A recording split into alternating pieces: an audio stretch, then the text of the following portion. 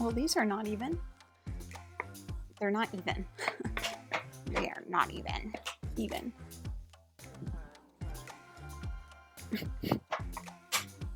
I don't know how to tell whether or not chair arms are even, which is crazy.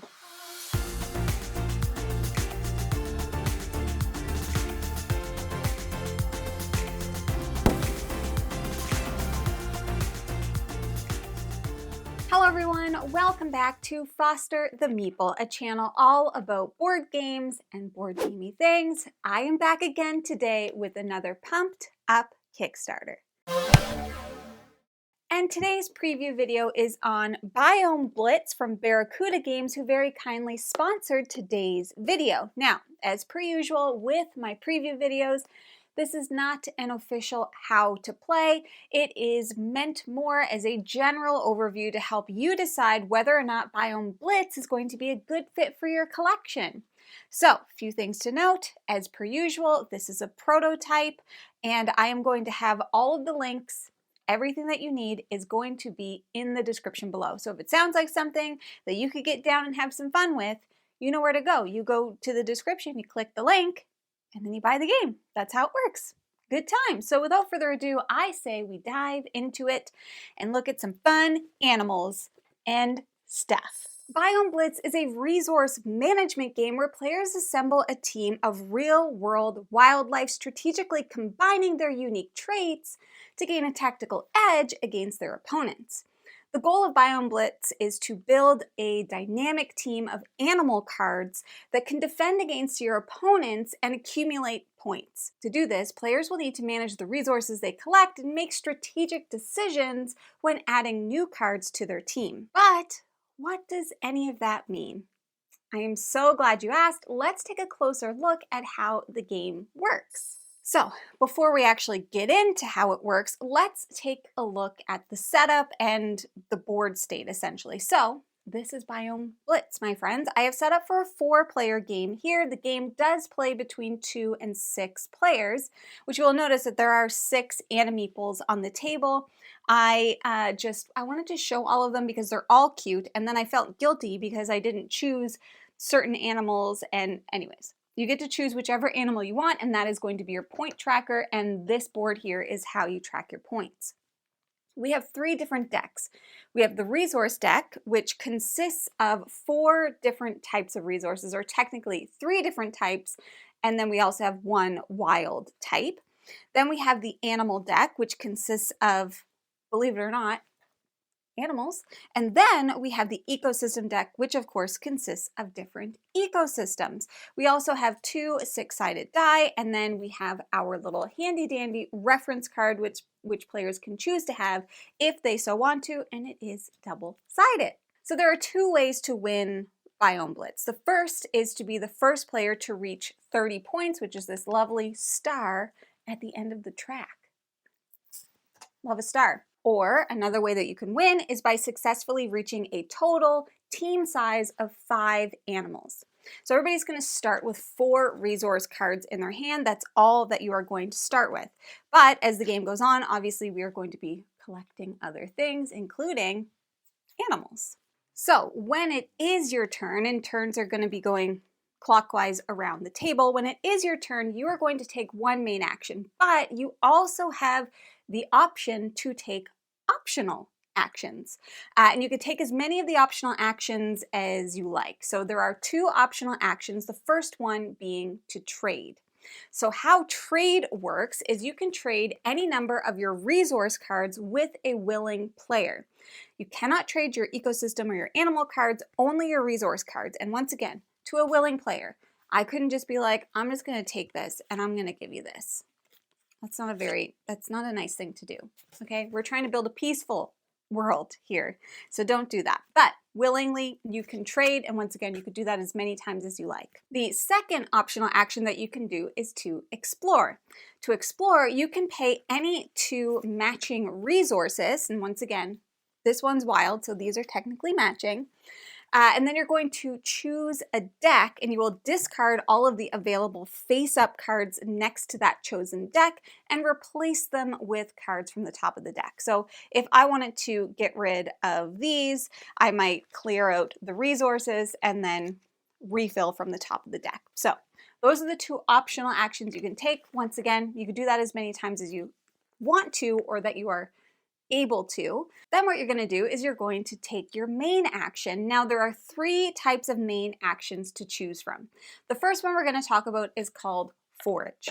To forage, you're going to take 2 resource cards, unless otherwise specified by special rules. Choose either a face-up card or you can draw from the top of the deck. If you do take a face-up card, you will immediately refill it, so you once again can kind of see what your options are. However, there is an exception to this rule. If one of the face-up cards is a wild card, then if you were to take that, first it must be the first one that you pick, and then you cannot take a second card. This is kind of similar to Ticket to Ride, if anybody has played that with the wild cards. There is one more rule with this. If at any point all 3 of the cards in the resource row are identical, you are going to discard them and put out new cards so that there's some difference within them. The next action that you can choose is called Discover. So when you are discovering, you are going to be spending resources, and once again, these are the resources. So you're going to be spending resources equal to the cost of an animal or an ecosystem. When you do this, you discover that card and you put it in front of you.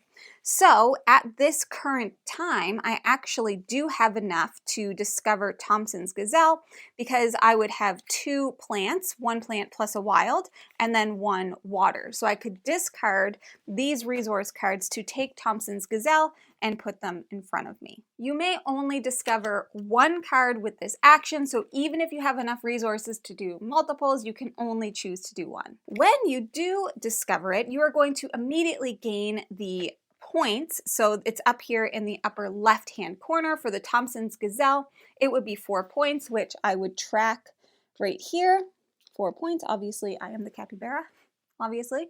Then you're going to immediately resolve any of the discover-related abilities that show up on the card, and after that, you are going to reveal a new card. So that leads me into the next thing, that the animal cards are going to have, actually the animal and the ecosystem cards are going to have different abilities on them that will trigger at different times, and they all have kind of keywords that go with them. So let's once again look at the Thompson's Gazelle. Thompson's Gazelle has 2 different abilities. The first is an agile ability. Whenever you discover another card, draw 1 card from the top of the resource deck. Basically what you're going to do, you're just going to follow whatever the cards say. Their other ability is Swift Kick. Whenever this card defends, we're going to get to what the heck does that mean when we talk about the next action, but whenever this card defends, if the opponent rolls a 1 or 2, this card wins and the turn ends. So those are the Thompson's Gazelle's special abilities. All of the cards have different ones, so as you are building out your team and your ecosystem, just make sure to pay close attention to what the keywords say on all of your cards. Last but not least, the last main action that you could possibly take is to compete. So what you're going to do to compete is you're going to select an animal from your team, and then you're going to pay its compete cost, which is found to the left of these 3 little scratch marks. In this instance, it would be a plant. So I would need to pay a plant resource from my hand. Then what I'm going to do is I'm going to choose an animal from another player's team that I would like to compete with.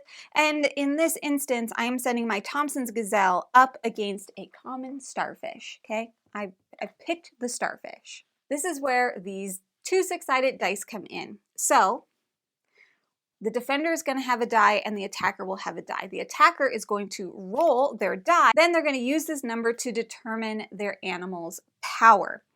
So what you're going to do is you're going to add this number to their compete value. So the Thompson's Gazelle has a 2, so I have 5, 6, 7.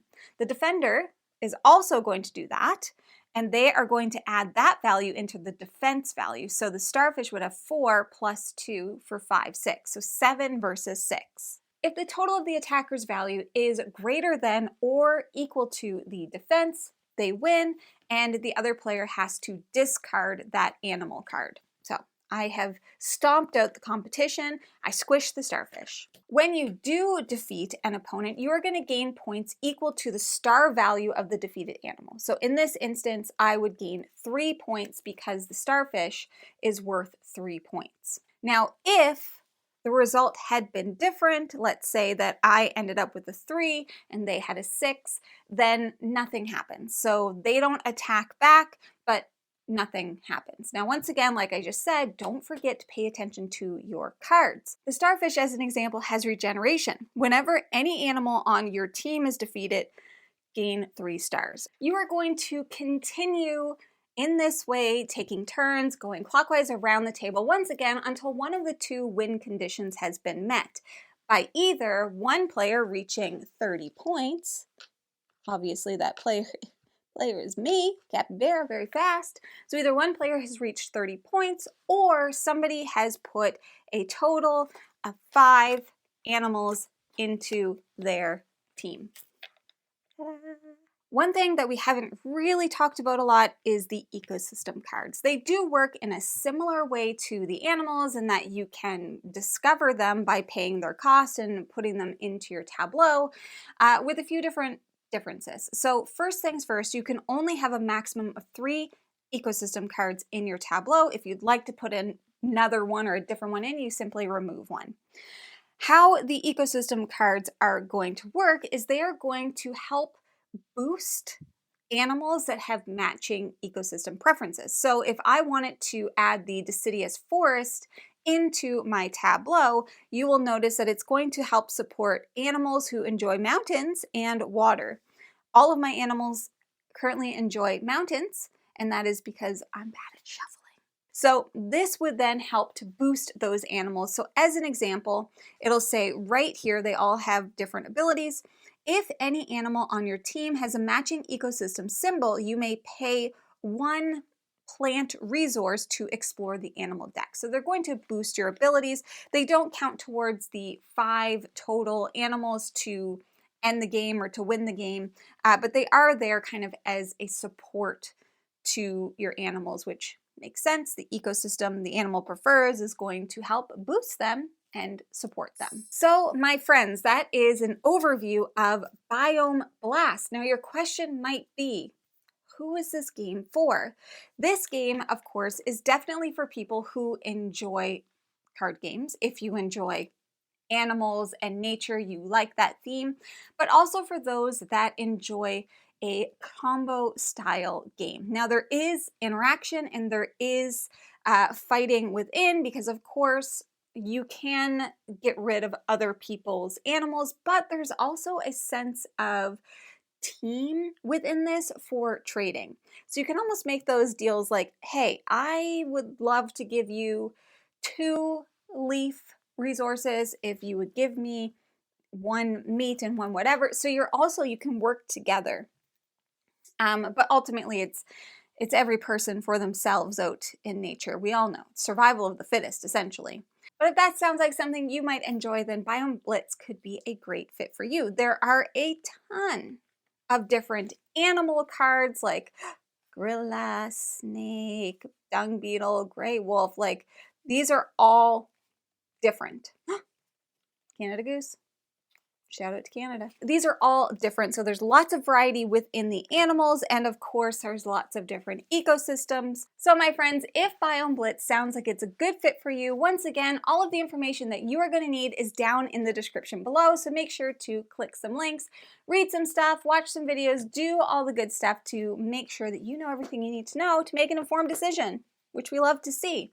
But that is everything that I have for you today. Now, if you're interested in buying board games, we are going to go to our friendly local gaming store, and for us, that's the Boardroom Game Cafe. And if you like what you see, please subscribe. I hope to see you again soon. And now, I say goodbye. Goodbye.